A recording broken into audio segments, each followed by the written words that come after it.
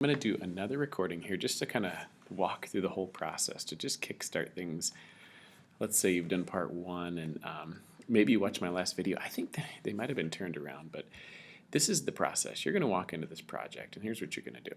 You're going to look at the data that we collected in class. Here it is, all mounted. Just a reminder what happened in class for various prices. These are tallies in the self column here of how many of you were willing to buy at various prices. The higher the price went, the fewer people were willing to pay. I just counted up what price people were willing to pay. If you were willing to pay $17.50, that meant you were willing to pay $15, $12.50, $10, and so on. So it's kind of a cumulative total down here of 22 total students. That's all of you. That's your total on what you wanted for the t-shirts. Now, this is past data over here on the back. It says visiting non-students, and I had some data from before I put with it. Together, they make 57 people that we are going to use as a representative sample for our total population. We decided our market after a class of discussion and research that we're shooting for 23,500 people buying t-shirts because we talked to the president. He said that we have full access to selling t-shirts. We're the primary vendor, and we can put out some kiosks and other ways of selling, and that's actually part of your marketing strategies.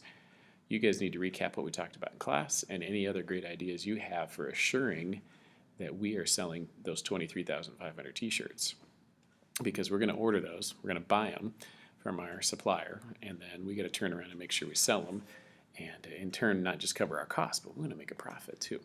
So here's how this goes. We're going to take our data, we're going to plot it. The things that what we need is our demand curve is price graphed along with the number of t-shirts people are willing to buy. Now, 23,500 is the total market we have. Based on what you guys said, I put in percentages over here. So from our class data and the visiting people, 100% of people were willing to pay $5, 98% of people were willing to pay $7.50, 95%. And the way that was calculated is I just added this number up here, however many were willing to pay $10, and I divided it by 57.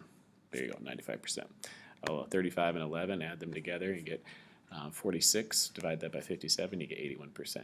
That percentage should be the same in our full population here. So what I did is I took 100% times 23,500, 98% times 23,500, 95% of 23,500, and those values are placed right there on the sheet. Okay, and so that's what you're seeing here is the percentage of 23,500 appropriately placed there. That's our data that we're going to use. So I copy this. I'm going to copy the price of the shirts, copy, go to Word, paste it, it goes right in there, and then I go back. I'm going to copy the total market number of units. Now, here's the thing where I don't know if that other video was correct, but you want the number of units to be your X. So I'm going to go over here and just extra sure, total market, I didn't grab the word. If I copy that, paste it into my X column, you really need to make sure that the number of shirts, the quantity is your X, because X in all our formulas needs to stand for number of shirts. So for all this to work out nicely. So now when I do my data, for my Excel, I highlight my data that I just pasted, go to Insert, and then I do my scatter plot. I choose Scatter, and boom, there's my data, price of t-shirts. Then our job, as you go to the project, it says, hey, would you please find for me a linear cost, R squared equation, quadratic, R squared, and so on, logarithmic or natural log. So you're going to go to your Excel document and insert, for me it's control click on one of the dots, add a trend line, and I choose the appropriate formula, linear quadratic polynomial. I click on display the equation and the R squared, and I copy that into my project in the appropriate spot. Now that means for each of these, for revenue, there are going to be 3 revenues, 3 costs, and 3 profits, one for each of these. Now the profit, we actually have to be a little more careful. There's going to be 3 revenues for sure, because that's where we have linear quadratic. Cost, I think I might go ahead and prescribe to you here in this video a best cost model. And then profit, what we're going to have is 3 different profits based on the revenue that you chose based on these 3 price demand curves that are up here. So 3 price demand based on what we just graphed a second ago. We're going to have 3 of these equations going through here. Right now I have a linear up there. I won't display the equation because it'd take away the job. Then you do quadratic and linear. Revenue is just taking x times that number, so I have 3 of those. Cost, I'm going to do right now. I'm going to just go ahead and suggest the model that you choose. And then for profit, that means you're going to have 3 different profit functions, which is revenue minus cost, because you have 3 revenues, but 1 cost that you'll reuse over and over and over again. There is something down here I'll tell you about cost. Let's move on to cost.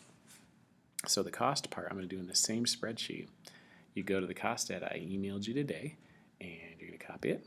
And we're going to do 1 color. So if you copy it as is, we're just going to go minimum order, copy this whole thing. That's that first column there. Go into Excel. I paste it, okay, as is. I go up to my insert a particular graph, scatter plot. There you are. And once it plots on there, now it's got this funky double series thing going on here. Well, this thing is kind of twisted around, and something's funny about it. So I have this pop up every now and then. Just make sure your graph is, I'm going to delete this. If it doesn't work, then I'll use another method that I have, but something funny keeps happening. Yeah, can't get these to plot, and I think it has something to do with how I highlight. There we go. Let's try this one, see if this works. And got it, plots, scattered. There it is. For some reason, when I highlight minimum order, there's like an extra column in there. It keeps separating things out. So just highlight the numbers, price, and number of units. Now I'm going to do my insert a trend line business again. So control click on there, add a trend line. I'm going to suggest to you logarithmic for cost. Done. Just do it, display the equation and the R thing, and use logarithmic. So if you're watching this video, you just save yourself some time. The reason I like it is because it tapers off appropriately at large quantities of order. And you notice it's going to be about $3 a shirt that we're going to produce this at. So that's a pretty good deal. So that's what we're taking on for our data. We're going to go back to the project. So now you have a cost function. Down here it says here, to find cost, we have to multiply C of x by the number of units x. What this cost function is that I just came up with sets for however many shirts I order, I'm going to get a single price per shirt of cost. That's 1 shirt. So we want in our model here, C of x is total cost. So what total cost has to be done, you have to do to it is you have to take the little tiny cost per shirt that we found, and I'm going to highlight this right now. So you see that little highlighted C of x? That's what I just got from my model, but that's for 1 shirt. We need to multiply by however many shirts x that we have. Okay, so we take this little equation that you got in Excel, whatever it is, when you hit display equation, you take that equation times x. That's what's going to go here, okay, right after C of x. That's your cost function. So now to find profit, we're going to have 3 different versions. Profit with revenue 1 model minus cost of x times x. Profit number 2 with your second revenue, and profit number 3 with your third revenue minus C of x. We want all 3 so that we can start our conversation Monday about what to do next. Hope that helps, and keep those good questions coming. Check the last emails I sent. I also sent some answers to some questions just to give you guys a little boost along the way. Email